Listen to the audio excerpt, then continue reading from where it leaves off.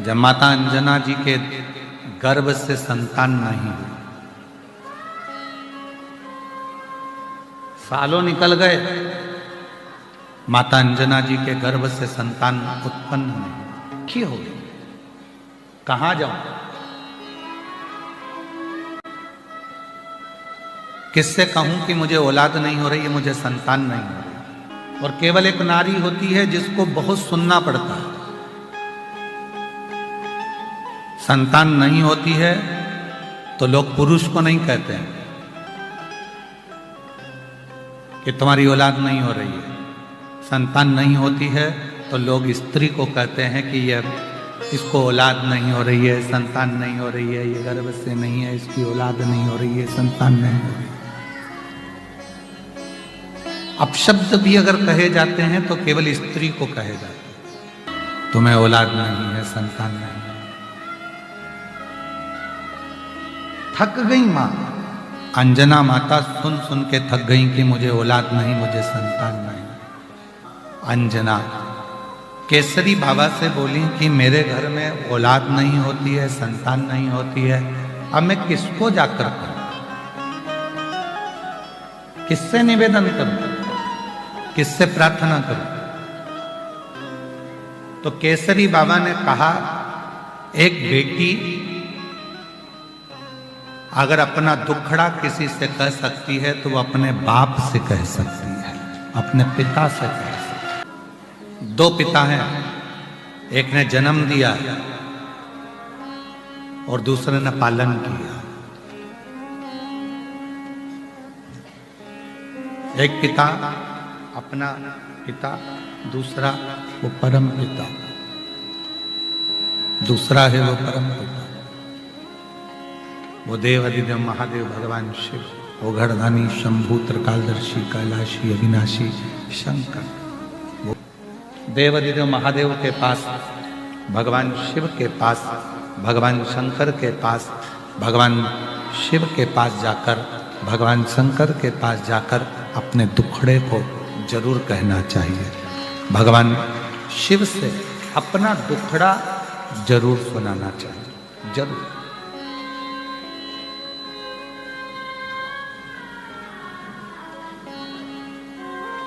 और मेरी टूटे ना भजन की लड़ी,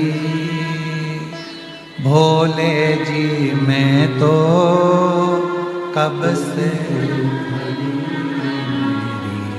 टूटे ना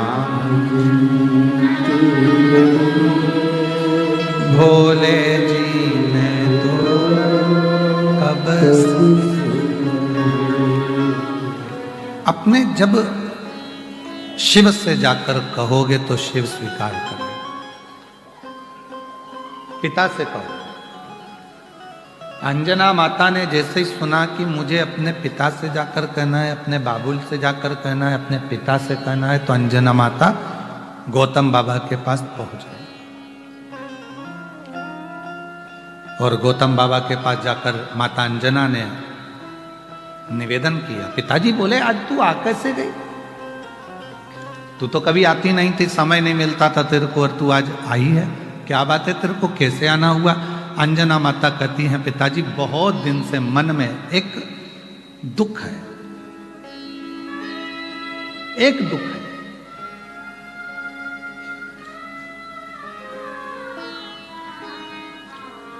पिता जान गए। पिताजी ने कहा, तू अपने मुख से मत कह कि तेरे को क्या दुख है।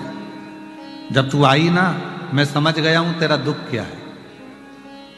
तेरी गोदी में लाल नहीं है, संतान नहीं है। पिता जान गए। पिताजी ने कहा, तू अपने मुख से मत कह कि तेरे को क्या दुख है। जब तू आई ना, मैं समझ गया हूं तेरा दुख क्या है। तेरी गोदी में लाल नहीं है, संतान नहीं है, यही दुख है ना। पिता परमात्मा दोनों एक ऐसे होते हैं जो बेटी का चेहरा देखकर पहचान जाते हैं कि इसको तकलीफ क्या चल रही है, इसको दुख क्या चल रहा है, इसको कष्ट क्या है। लोग कहते हैं कि बेटी की विदाई में सबसे ज्यादा मां रोती है, पर शिव महापुराण की कथा कहती है कि बेटी की विदाई में जितना बाप रोता है उससे ज्यादा दुनिया में कोई नहीं रोता, कोई नहीं। बेटी की विदाई में जितना रोता है वो बाप रोता है, बेटी की विदाई में जितना रोता है वो पिता रोता है। जब मां जगत जननी पार्वती जी, जब माता पार्वती जी, जगत जननी पार्वती जी जब विदा हुई, पार्वती माता जब विदा हुई, शिव पुराण वर्णन करती है कि 18 रात्रि तक हिमालय राज ने भोजन तक ग्रहण नहीं किया। कितनी रात्रि? 18। हिमालय राज भोजन नहीं करते हैं पार्वती की विदाई के बाद में, 18 रात्रि तक भोजन नहीं करते। मैनावती कह रही हैं भोजन तो कर लो, भोजन तो कर लो। जैसे ही भोजन की थाली के सामने जाकर, जैसे ही भोजन की थाली के सामने जाकर हिमालय राज बैठते हैं और बेटी पार्वती जी हिमालय राज के साथ में बैठकर भोजन करती थी, तो भोजन की थाली पर पार्वती जी की याद आ जाती है और भोजन की थाली छोड़कर हिमालय राज अपने कक्ष में चले जाते हैं। प्रेम,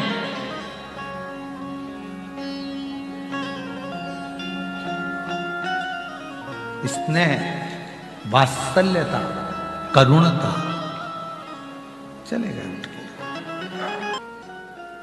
तब पार्वती जी ने कहा कि अपने स्वामी से, देवाधिदेव महादेव से, मेरा मन करता है मेरे पिताजी के पास चलना चाहिए।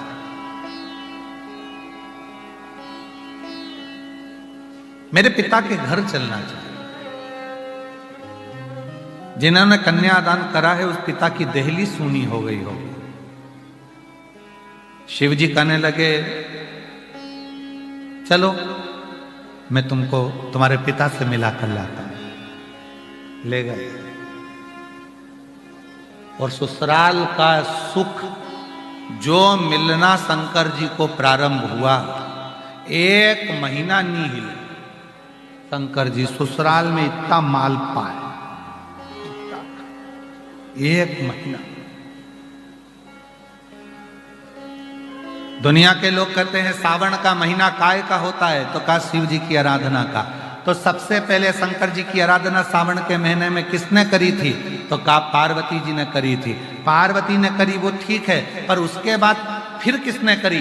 तो कहा उनकी सासू जी मैनावती ने 1 महीने तक अपने दामाद की जो सेवा करना प्रारंभ करी, तो देवाधिदेव महादेव ने वरदान पर वरदान देना प्रारंभ। 1 महीने तक मेरे देवाधिदेव महादेव की सेवा माँ जगत जननी, माँ जगदम्बा, माता पार्वती जी की माता स्वयं मैनावती ने सेवा करना प्रारंभ। खूब सेवा की, खूब। शिव जी ने वर दे दिया, जाते जाते अपनी अर्धांगिनी माँ पार्वती जी को ले जाते समय, पार्वती जी को ले जाते वर दे दिया, सासू माँ, ससुर जी 1 महीने तुमने मेरी सेवा करी है, जो श्रावण के 1 महीने मेरी सेवा करेगा, जैसा मैंने आपको वर दिया है वैसा कि वैसा ही वर मैं सारे संसार वासियों को प्रदान कर। 1 महीने तक बाबा देवाधिदेव महादेव की सेवा माँ पार्वती, माँ जगत जननी की, जगदम्बा अम्बा पार्वती जी की माता माँ मैनावती ने करी। 1 महीने खूब करी और इतनी सेवा करी, इतनी सेवा करी, इतनी सेवा करी कि वो सेवा का फल इतना प्रखर हो गया कि बाबा भोलेनाथ जी ने वचन दे दिया कि 1 महीने तक यही सेवा में नित्य, 1 महीने तक यही सेवा में रोज, 1 महीने तक यही सेवा मैं स्वीकार करूंगा और उसका फल मैं जगत के लोगों को प्रदान करूंगा। बेटी का मुख देखकर पिता सुखी हो जाता। जब 18 रात्रि तक बेटी के ना होने पर भोजन नहीं किया, तब स्वयं भगवान देवाधिदेव महादेव, भगवान शंकर स्वयं पार्वती को लेकर पहुंच गए। आज गौतम बाबा के यहां मां अंजना जी खड़ी है।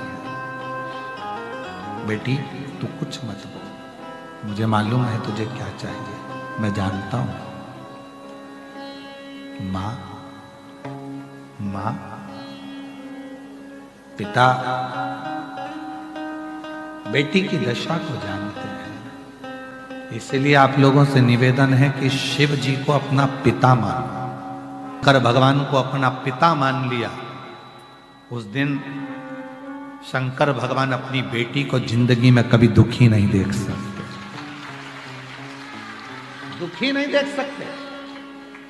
जब अशोक सुंदरी का विवाह किया मेरे भोलेनाथ जी ने, जब अशोक सुंदरी का विवाह किया मेरे शंकर भगवान ने, और अशोक सुंदरी का जब विदा किया, अशोक सुंदरी की जब विदाई करी गई, अशोक सुंदरी जब जा रही थी तो पिताजी ने अशोक सुंदरी को विदा करते करते कहा, अशोक सुंदरी ने कन्यादान में अपने पिता से वचन लिया है। पाणी ग्रहण संस्कार करते समय, पाणी ग्रहण संस्कार मतलब पानी, जब कन्यादान होता है तो पिता, पानी ग्रहण संस्कार जब होता है उस समय पर पानी चढ़ाते हुए अपने पिता से संकल्प लिया है अशोक सुंदरी ने। अशोक सुंदरी ने संकल्प लिया, और अशोक सुंदरी ने संकल्प लिया कि पिताजी, संसार की कोई भी बेटी भूल से भी अगर आपके मंदिर में जल चढ़ाना प्रारंभ कर दे, उसको आप बेटी स्वीकार कर कर उसके दुख को मिटाना प्रारंभ कर देना। ये अशोक सुंदरी ने वर मांगा। गौतम बाबा ने कहा, अंजना को देख करके मुझे लगता है तेरे चेहरा बोलता है कि, तेरा चेहरा बोल रहा है कि तुझे दुख है, तेरी गोदी में संतान नहीं है, तेरी गोदी में औलाद नहीं, तुझे संतान नहीं है, इसलिए तू दुखी है, इसलिए तू कष्ट में है। क्या करूं मैं? और एक पिता ने अपनी बेटी को दूसरे पिता का हाथ थमाया, एक पिता ने अपनी बेटी को दूसरे पिता का हाथ थमाया, अंदर के एक पिता ने दूसरे पिता का हाथ पकड़ाया, कहा एक काम करो, देवाधिदेव महादेव की आराधना करो, भगवान शंकर की साधना करो, पार्थिव लिंग का पूजन करो। लोग कहते हैं गुरुजी पार्थिव पूजन का महत्व क्या केवल कलिकाल में है? नहीं, सत्ययुग में भी पार्थिव का पूजन होता था। मां पार्वती जी ने पार्थिव लिंग का पूजन करा, मां सती ने पार्थिव लिंग का पूजन करा। त्रेता में भी पार्थिव लिंग पूजन का महत्व है। भगवान राम जी अयोध्या से लंका तक गए, बीच में जितने जितने दिन भगवान राम जी रुकते थे वहां पार्थिव पूजन करते थे।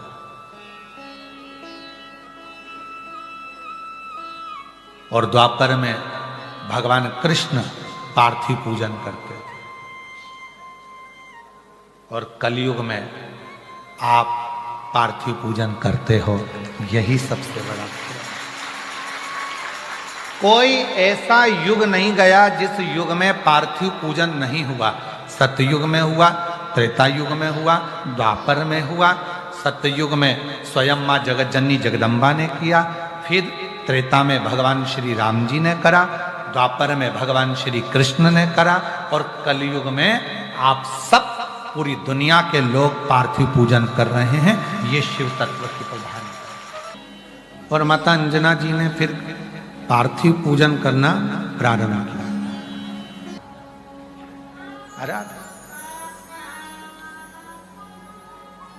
पुत्र के रूप में तुम मिल जाओ, नहीं, ये नहीं हो सकता। ये मुश्किल है कि मैं पुत्र के रूप में मिलूं, ये मुश्किल है, पर अंश हो जाए। और पवन तनय संकट हरन मंगल मूरत रूप राम लखन हृदय बसो। प्रकट हुए हनुमान जी शंकर भगवान का स्वरूप। शंकर सुमन केसरी नंदन महान विद्यावान काम